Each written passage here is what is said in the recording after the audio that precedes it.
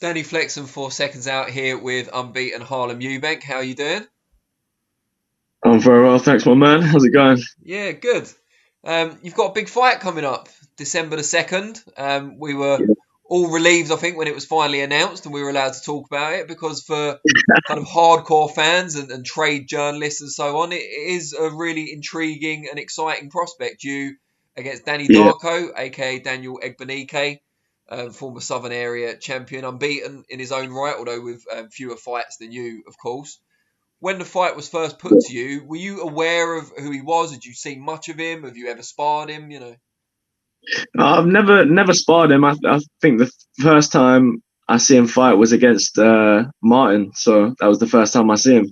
And I think he's had one or two since then. So yeah, that's as far as I'm aware. But yeah, it looks sturdy and strong, and December 2nd will be a good fight. Yeah, Martin McDonough, who you're referring to, of course, he lost his unbeaten record to Danny previously, and then you beat him in your previous fight. So this seems like a natural step up. You beat McDonough, and now you're going for McDonough's only other conqueror, and someone who's held an area Yeah. title. It's kind of an English, almost fringe British level fight. Yeah, for sure. These are the type of fights that I want to develop as a fighter. I think these type of fights are essential in the building blocks if you want to, um, if you want to keep stepping up and get to them bigger fights, and to achieve the goals you want to achieve, and just keep developing as a fighter. And these are the type of fights that set you in good stead for that. And it will be a tough, challenge come December 2nd, but I think it'll be one that will, give me some of the building blocks that I need to progress through my career. You're trained by Adam Booth, of course. You've got a famous last name. I don't think there's any getting away from that. And you had one of the knockouts of the year not too long ago as well. But this will be your first kind of real big prominent fight on a huge platform as well. It's on the MTK Golden Contract, two Golden Contract finals on that show. It's a good card. Why do you Yeah. think it's been this slow burn thing where you've fought mainly on small halls until now? Has that been a conscious decision on your part? I think a little bit of both, to be honest. I think, like I say, to build, you know, organically, I think is important if you want kind of longevity. And I picked up boxing because I want to develop into the best fighter I can be.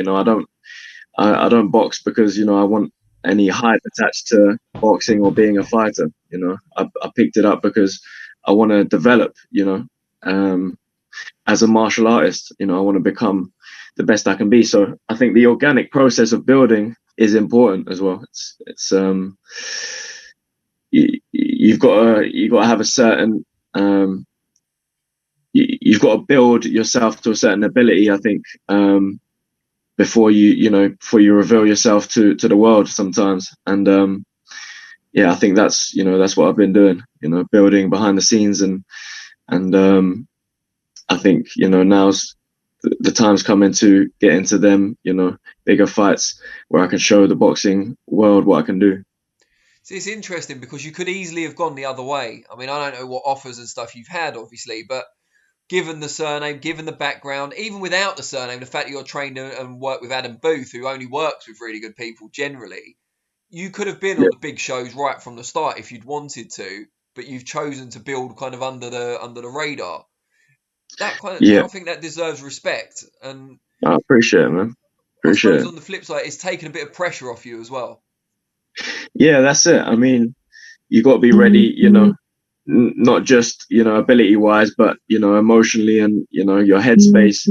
And yeah, I think it's easy to come into boxing and see all the lights and get carried away, but when you get into it, you really realize it's about the craft and becoming a fighter that's worthy of them platforms and stages, and produces entertaining fights. So for me, it's just about becoming that fighter, and developing developing like my skills as I go to a point where I can fulfill my potential. And yeah, like I say, I think this fight December 2nd will be another chance to to show what I can do.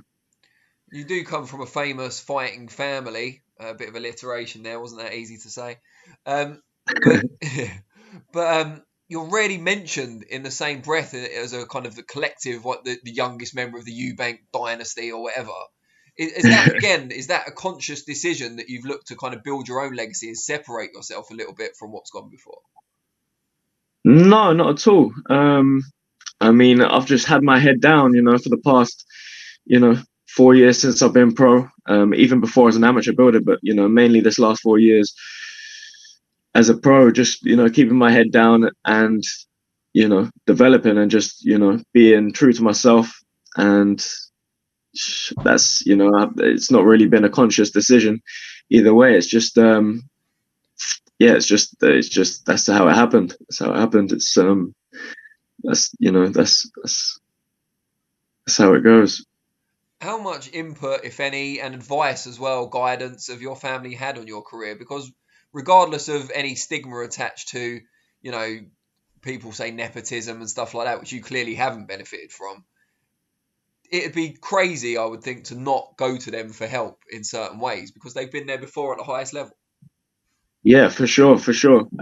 Like junior and senior are both, always there to give me advice and guidance, and yeah, really kind of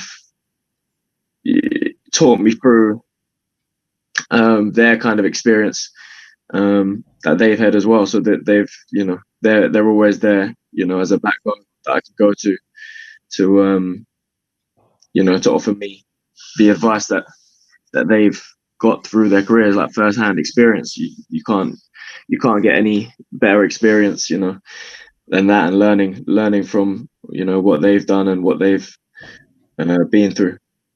Now, I don't know you very well. Obviously, we've met a few times, but just from kind of first impressions, I've met junior, senior, Seb, most of the family now. You seem very different in personality from the other guys in that they're very outwardly confident. You're more inwardly confident. There's a certain brashness about them at times as well, and you don't seem like that at all.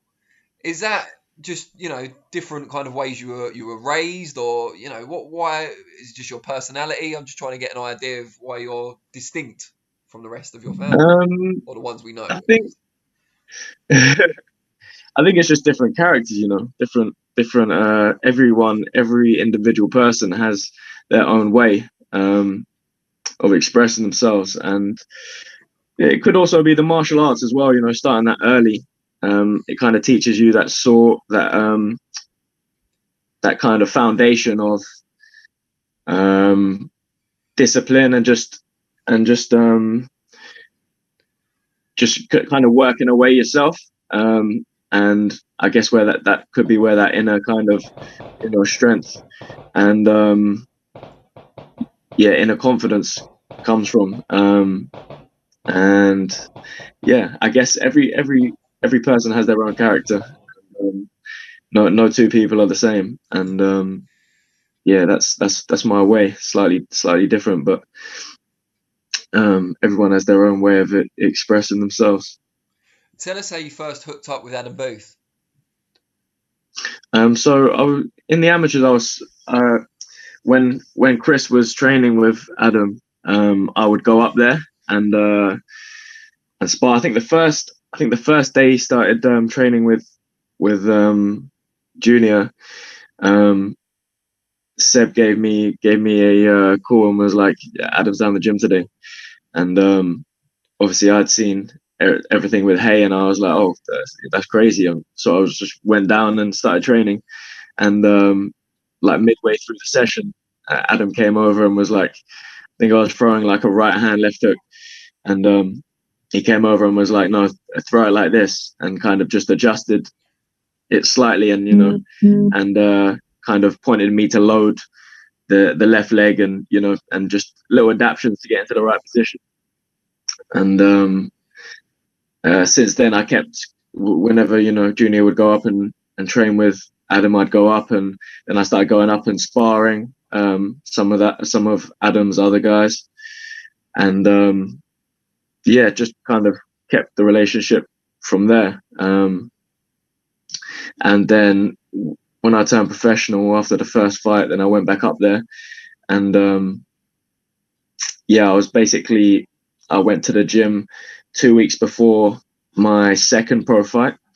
I just got a text from one of my management saying, Adam wants you in the gym tomorrow. You're fighting in 2 weeks. So from there, that's kind of how it started. So I started sparring up there, and then kept the relationship, and then agreed to kind of sign, management with Adam. And from there, I was fighting 2 weeks later, and then, it kind of spiraled from there. How does it feel with someone, or when someone of Adam Booth's caliber, the people he's worked with over the years, how respected he is, wants you and says, get in the gym 2 weeks? Because he'd seen a bit of you, but not loads of you. So it suggests he saw something special in you, or at least something raw that he could work with. Yeah, I think he, you see that I was kind of dedicated, that I wanted to progress and learn and listen from, some of our first interactions. And, then, when I was sparring up at his gym, he kind of see, that I was willing to kind of just jump in there with anyone and, sometimes take a beating. And just kind of like, sometimes you have to learn to take a beating to progress. If you're going to be in there with better guys all the way through your career, if you want to develop, because you need to learn from people that are more advanced than you. Sure. So yeah, I think you see that I was willing, to take a beating to progress, and I think you see, more and more traits along the way, and then it's just built a good relationship, and it's growing from there. Who was in the gym with Adam at the time when you started working with him? Which other fighters? So it was Mitchell Smith, Ryan Burnett, Richard Towers was coaching. He just finished fighting, and there was a few welterweights as well. So that was the first time I was up the gym. That was before I turned professional. So I was mixing in with kind of all them guys. Different weights and abilities, and just kind of soaking it up and trying to learn from them. It's mad because it's almost completely changed now. Obviously, Ryan Burnett sadly forced to retire fairly young, but won a couple of world titles first, so that's pretty cool. Yeah, exactly. But now you've got Josh Kelly, Mick Conlan, Shannon Courtney, Ellie Scottney. It's complete sea change, and a busier gym now, I think, as well. And the facility as well. You're at the Boxing Booth gym now. Yeah, it's a crazy facility. It's really good people. So it's a great kind of close-knit group of people. Unbelievable facility. And I think it's just, it feels like everything is kind of growing there. It's a busier gym. And new fresh talent, in Josh and Mick and, the girls, Ellie and Shannon and Abbas. That's Burrell, yeah. We've got great guys, in the gym, and with great experience as well. And it's perfect, for me, especially, to just soak it up and learn from them guys. That's I always wanted to be in a place where, there was, a lot of thriving talent, especially around my weight, because I can jump in with these guys and learn firsthand, from them. So, it's a perfect environment for me to be in. Who would you say you're closest to out of your gym mates? I'm close to all of them, but I would say Mick. Me and Mick have we call it Lee Carter Chronicles. We've had a few kind of trips, New York, and I've been around a lot of his fights close up, and I guess our relationship's grown But yeah, all the guys, Josh, you know, Abbas, the girls have got a good group of people. Who's the funniest? Funniest. I don't know. To be honest, they're all quite loud. I mean, they're all quite loud. We all kind of put our own jokes in and bounce off each other. But Michael and H are probably the loudest, and you know, Josh likes to get his little share of banter in as well. Yeah, So Josh has got kind of low key banter, hasn't he? He's got like sneaky yeah, sarcasm. It's pretty funny. yeah. The sneak. He's got this. yeah. Your sliders in. Let's see if Mick Conlan can do a clean sweep. Who's got the worst taste in music? Worst taste in music. I don't know. There's been a few dodgy tunes recently. There's been a few. I don't know. I don't really. No one's really like. It's mostly Adam's music in the gym. I was gonna You know say, what I mean? So it's not really like anyone has a lot of an old school opportunity stuff with to show Adam, what isn't they it? like. Say again? A lot All of the old school school, tunes. yeah. Yeah. But generally, like we all bounce off that as well. You know, them soul kind of vibes. You know what I mean? We all kind of bounce off that in general. But yeah, there's most of you know the people in the gym don't really get a chance to play their music. But obviously, there's a few tunes that you know we all share from a few of the trips and stuff that we've had. Tell us some of them. What are the trip? What are the songs and what do they mean? Which trips are they from and stuff?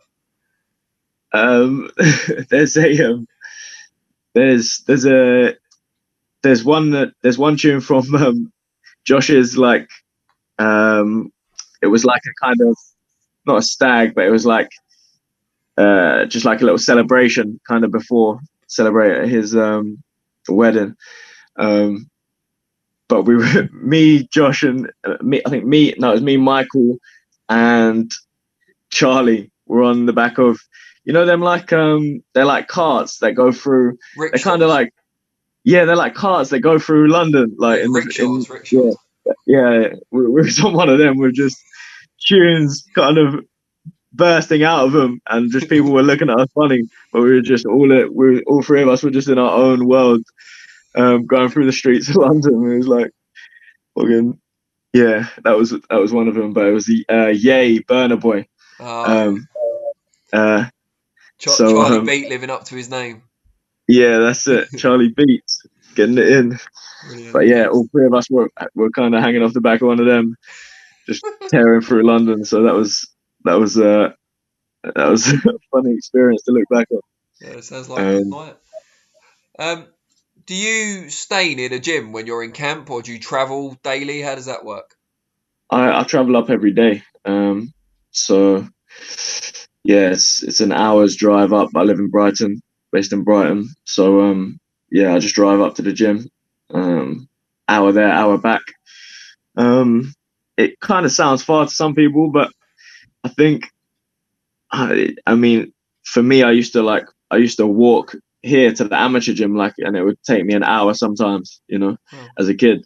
So for me, it was always a thing like, all right, if I want to do this, you know, I need to get there. It's not a case of it's an hour's walk. It's like get there and, you know, get it in and make it a habit. And so for me, driving to the gym is, you know, it's actually very luxury, yeah, relaxing. Just stick my music on and cruise up. And you started off in martial arts. What age were you when you concentrated on boxing itself, and what made you change that to your main focus? So I was when I fully concentrated on boxing, I was 18. So I started pretty late, but I dipped in at 14. But I was also playing football, so I couldn't apply fully to boxing. So I kind of just tried it and then left it after that.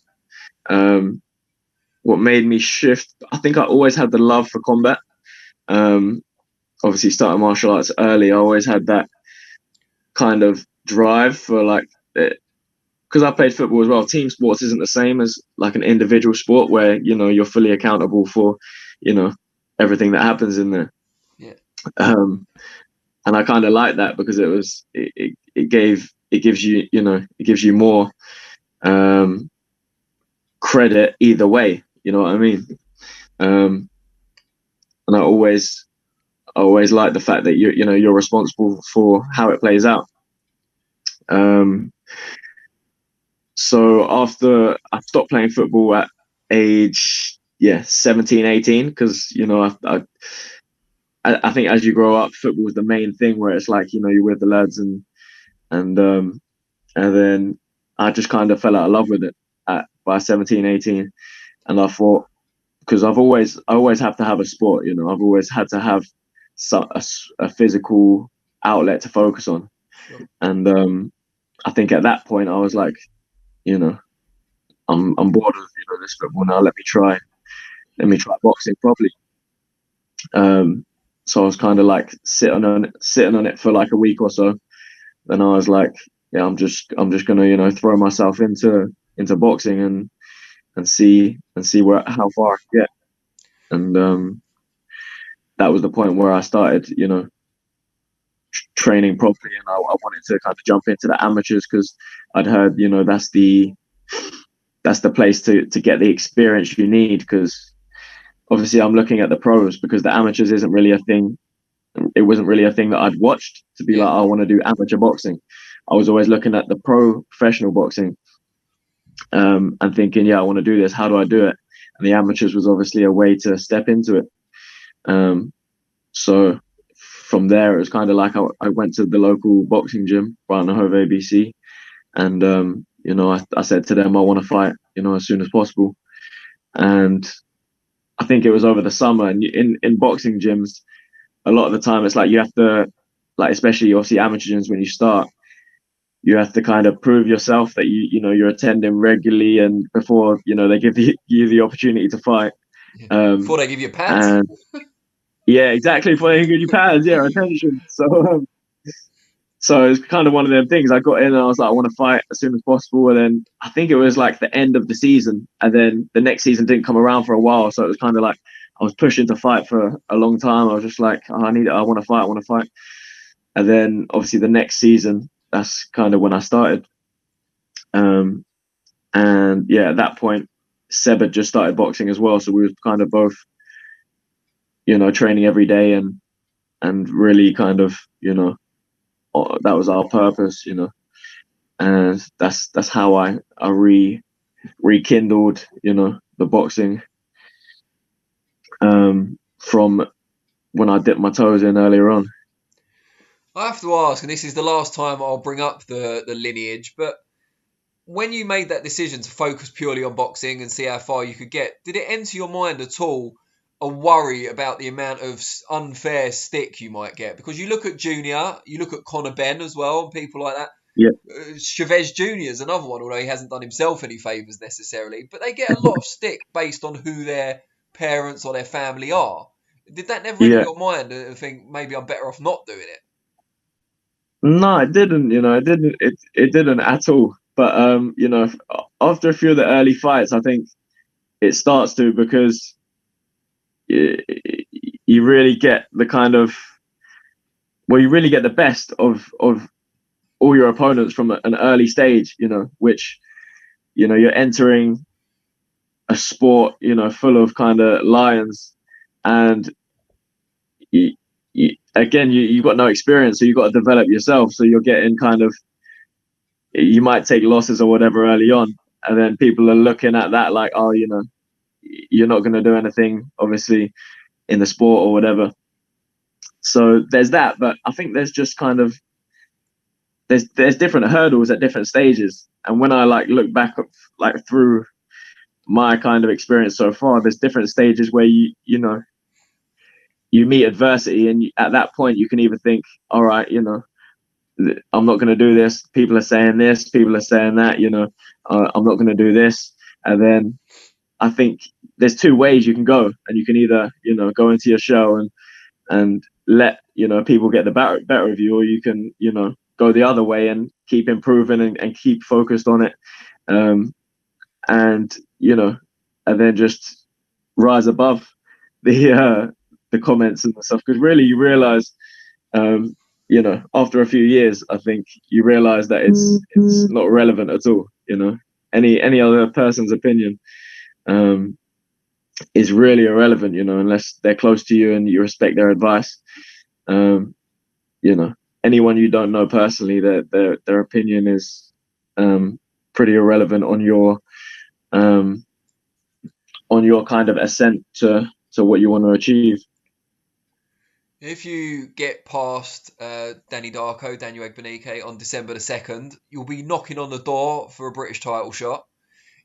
Is that a belt that you've kind of thought about winning as you've progressed up? Is it something you covet, if you like? And also, do you feel ready for that challenge should you get past Danny? Yeah, I mean, every day I just kind of, I just try and develop and hone in my skills. And I don't know, you don't really compare yourself to any title at any certain stage, but I think it's just a natural process. But the British sounds nice, but I'm just focused on the 2nd of December right now, because it's a tough challenge in front of me, and one that I want to overcome, and in doing that, displaying what I can do. And anything past that, I'm not really focused on at the moment, but I'm sure I will be at a later point. But yeah, for me, I don't like to look past any of my opponents. As I say, they'll always be bringing their A game when they're in with me, and I think that will bring out the best in me. But I've really got to focus on December 2nd, but I'm going to enjoy that, and then after that we can discuss what's next. And have you got your own family yet? Have you got kids or No, wife or anything? No.